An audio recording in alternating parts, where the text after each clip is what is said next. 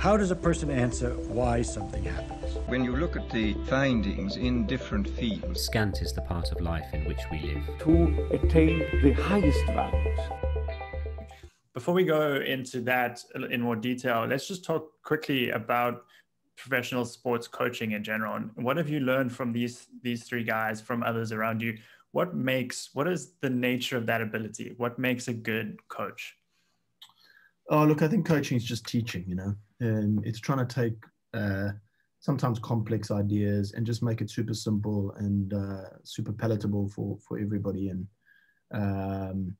I think that's the one part. And then I think the second part is just about relationships with people, as probably most jobs are, you're trying to get people to do something that maybe they haven't done before. And there needs to be a level of trust for them to back you, that you can help them achieve that, I'm probably not a massive believer in the idea that everybody has to get along. I think there's a difference in an environment that's everybody's friendly and nice, but doesn't go anywhere, versus an environment that's actually quite challenging. And I guess I'm lucky I work with guys that you'd probably describe as alpha males. They've come out of environments where they physically probably can dominate people in other sports, or certainly in the lower teams that they've graduated from. They would be the best players on the team. And there's two things I know for sure about alpha males, which is that they like competition. They like to be tested. And I think the second thing is that they want to know that they're getting better. And I think if you can create an environment that does those two things, then I think you can have a really stimulating place. Not always easy place, but a stimulating place. I love it. Both those things. So it's like tested out of your comfort zone, right? That's like the key thing there. And then measuring improvement. I want to come back to both of those points as we talk about your career, as you built the skills and knowledge that you needed. If to me, like, you've got tactics and training, you've obviously got fitness, and you've got player management. And anything else that I've left out there that are important attributes that a coach needs to be thinking about, or aspects? Is there any one of those that's more important than the other, that if you had to say, like, the key ingredient to success as a sports coach?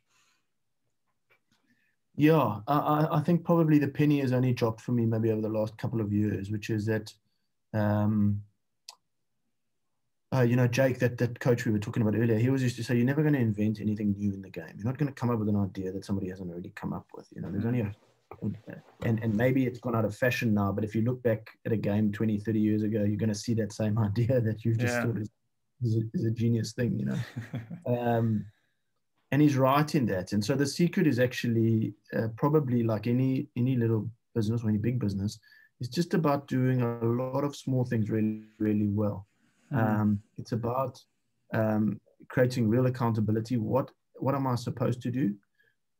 Do I know exactly what I'm supposed to do? Have I been given the tools and the training to do what I'm supposed to do? And then I think the last thing is, like, does what I'm being asked to do match my abilities? Like, I've got some superpowers. I might be big and strong, or I might be fast, or I might be whatever. Is what I'm being asked to do match the superpowers that I have, so that I can be really good at that job? And those are the three fundamental things I think of any workplace. It's like, am I being, am I clear about what's expected of me? Can I actually do those things? Have I been given the tools and the equipment I need and the training I need to do those things? And then that last piece, And how much of that is down to you as the head coach, or versus how important the team that you build around you is? Oh, no, definitely. I mean, I would say probably less and less, when I started, you really think, like, geez, the head coach got to stand at the front of the room and give the speeches and fight them on the beaches and all that stuff. That stuff, there's some guys in our team played, they played 10 years of professional rugby now. That those sort of speeches doesn't do a lot for them, I think I think also they get really sick of your voice, So I think over time I've learned to dial up certain staff members in different environments that again suits their superpowers. We've got one guy who's who's a really outgoing, high energy sort of a guy. He does a lot of the front of the room stuff, and then we've got another guy who's super analytical, and he does a lot of the behind the scenes analysis type stuff. But it's about trying to match people with what they're good at, what they enjoy doing, and then you get a bit of energy out of all of them. Yeah, and probably then matching that with your players as well, and what each player responds to. Definitely, and it's a harder thing to do because you get some players, sometimes a guy, can come across as super confident and full of himself. In actual fact, he's actually lacks confidence. Yeah. And it takes a little bit of time. It takes a lot of conversation with him to actually unpack the actual how he's actually feeling, where his world is. Yeah, right. And you can get it really wrong if you just rush in there like a bull in a china shop and just start shouting and swearing at a guy that, geez, he might be super, have no confidence at the time, and that's the skill of it. I think and you probably over time you just get a bit better at that because you've sort of seen it a little bit before, the sense of it just a bit earlier, I guess. Yeah. So let's go back to the beginning, and we can touch very lightly on the very first experience you had. You talk about coaching an under-9 C's team at Redham House in Cape Town, and talked about how it was like herding cats. Yeah. And you were doing that just for fun, right? Kind of for the love of the game. Like you enjoyed playing it, and and probably to earn a little bit of money. That was my first year at varsity, and probably instead of being a coach or a barman or whatever, I was able to do that, which was cool, and I really enjoyed it. And then there was a guy who came along. His name was Les Kiss to the school and did like a coach's workshop. And he was the Springbok assistant coach at the time. Had also been the Australian assistant coach, and so he was a guy. He was a really good player himself.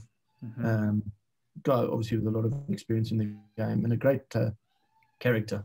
And he just came in there and he was just talking about defense, and he was talking about it like really like a game of chess, like if this guy does this, then you do that, and this is. And I was just like, I just never thought of the game like that. I just saw 15 guys just trying to whack guys, and that really opened my eyes to there's quite a lot more happening here than it occurred to me, even though I played a lot and watched a lot and done all of that. Wrote a lot about it back in those days. And then so then Les was hell of a good to me. So I actually ended up in probably about 2001, 2002. He then returned to Australia and worked with one of our rival teams now, with the Waratahs. And I think I spent a week with him there. He allowed me to come into training and basically job shadow him, I guess, which is a really crazy thought to think about it now, because I would think like, what if a school-leaving guy asked me now to come and shadow me in my job? How receptive would I be to that, And hopefully because of what Les did for me, I'll be more receptive. But it was a hell of a gesture from his side, and it just gave me a massive exposure. I ended up doing some coaching qualifications while I was here in Australia on the back of that, and it probably jump-started me into actually thinking a little bit more technically about the game and tactically about the game, and just an awesome bit of luck and an awesome person to meet, that helped me a lot. Yeah.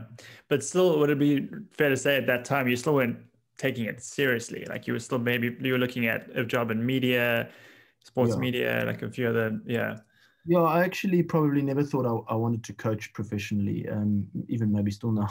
Probably. Having regrets.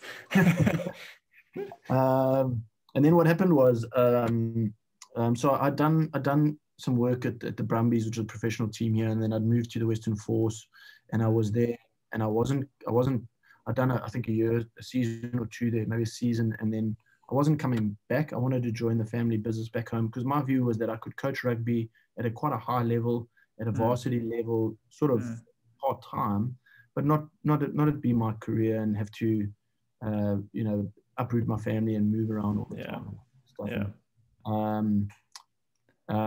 What actually happened was Michael Foley, who was the coach of the Force, and also another guy who gave me a huge opportunity.